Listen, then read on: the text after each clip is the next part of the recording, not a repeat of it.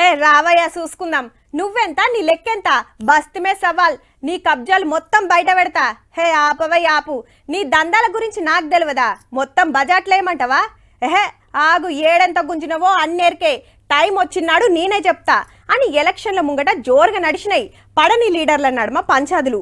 నీ సంగతి చెప్తా అంటే నీ సంగతి చెప్తా అని ఉరుకులాడినోళ్ళు ఓట్లు వచ్చినాక గిట్లుంటారట. అరేవా మాజీ మంత్రి మల్లన్న తీన్మార్ మల్లన్న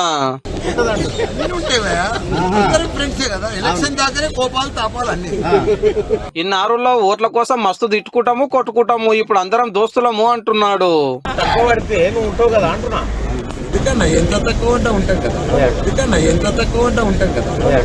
ఇదెక్కడి కథ సారో? అసెంబ్లీలో కాంగ్రెస్ పార్టీకి ఎమ్మెల్యేలు తక్కువ పడితే బీఆర్ఎస్ ఎమ్మెల్యే గారు హిమ్మతిస్తాడట.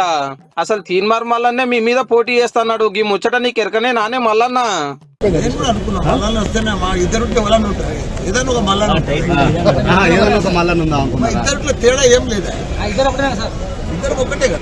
ఇద్దరు సేమా? అదెట్లనో జర వివరంగా చెప్పు సారు.